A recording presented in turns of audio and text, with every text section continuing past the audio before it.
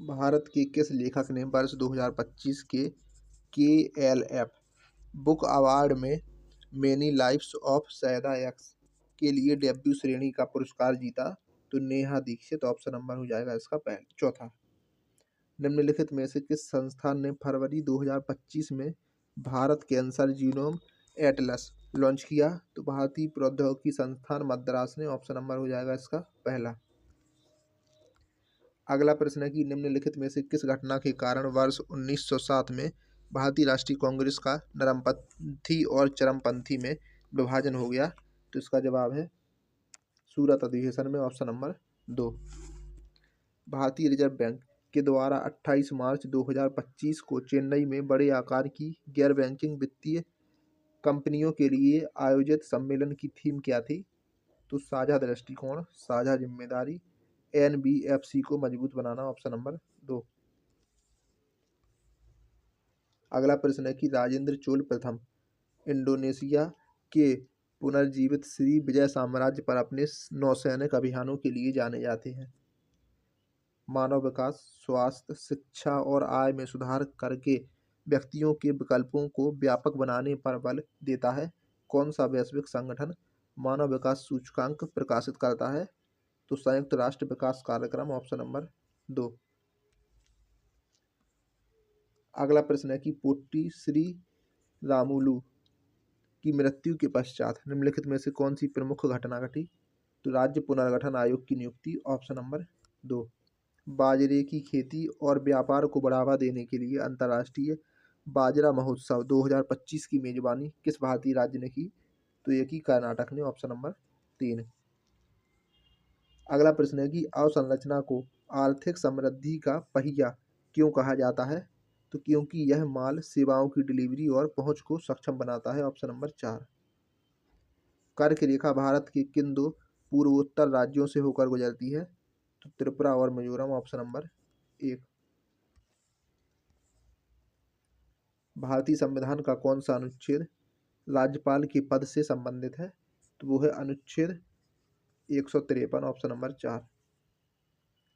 निम्नलिखित में से कौन सी पहाड़ियां पूर्वी घाट के उत्तरी भाग में स्थित हैं? तो वो है महेंद्रगिरी की पहाड़ियां, ऑप्शन नंबर 3।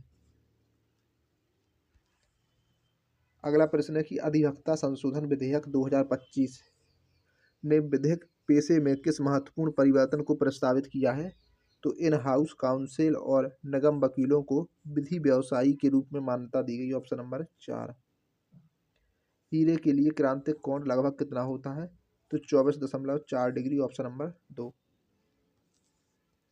अब अगला प्रश्न है कि निम्नलिखित में से मंदिर वास्तुकला की कौन सी शैली मुख्य रूप से उत्तर भारत में पाई जाती है?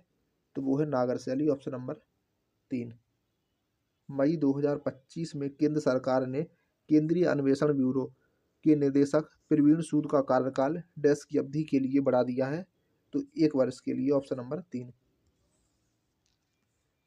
गैस की आंतरिक ऊर्जा बॉक्स के ब्रह्मावस्था में होने पर उसके अणुओं की गतिज और स्थितिज ऊर्जाओं का योग होती है, ऑप्शन नंबर 3। निम्नलिखित में से कौन सा निर्देशक सिद्धांत गांधीवादी विचारधारा को दर्शाता है?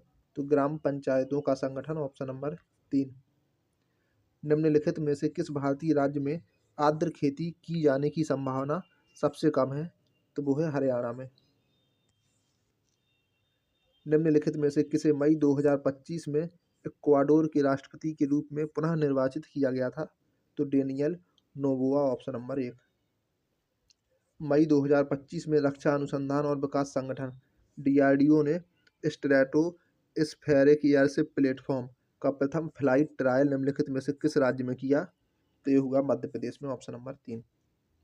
किस संशोधन को संविधान का लगभग पुनर्लेखन माना जाता है और इसके द्वारा प्रस्तावना अनुसूची 7 और 53 अनुच्छेदों में परिवर्तन किए गए थे? तो इसका जवाब है 42वां संविधान संशोधन, ऑप्शन नंबर 1।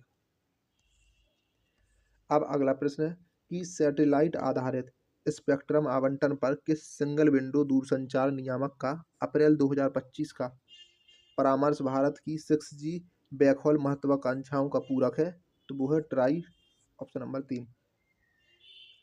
अगला प्रश्न है कि अंतर सेवा संगठन कमान, नियंत्रण और अनुशासन अधिनियम 2023 मई 2025 से प्रभावी के अनुसार भारतीय सशस्त्र बलों की किन शाखाओं के कर्मियों पर एकीकृत कमान अधिकार प्रदान किया गया है? तो थल सेना, नौसेना और वायुसेना। ऑप्शन नंबर 2 इसका जवाब हो जाएगा।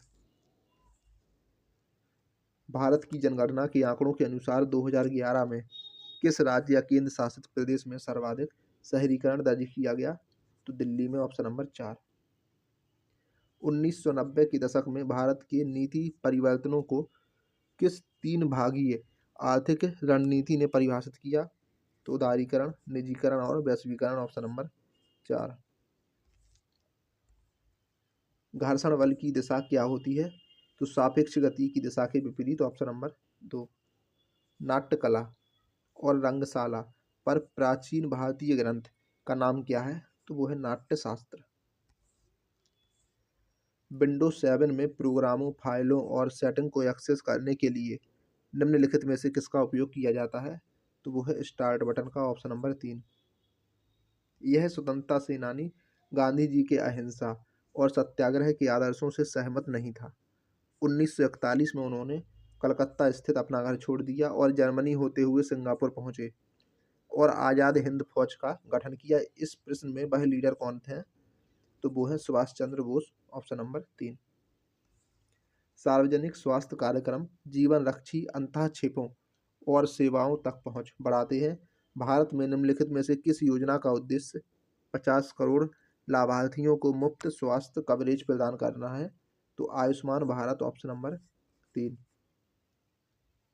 निम्नलिखित में से कौन सा भारतीय राज्य देश के पहले एआई केंद्रित वैश्विक आर्थिक क्षेत्र का आयोजन करने के लिए तैयार है? तो वो है छत्तीसगढ़। Option number 4। निम्नलिखित में से किस विदेशी शासक ने 1739 में भारत पर आक्रमण किया, जिसके कारण दिल्ली में नरसंहार हुआ और मुगल साम्राज्य और भी कमजोर हो गया? तो नादिर शाह था वो। Option number 2।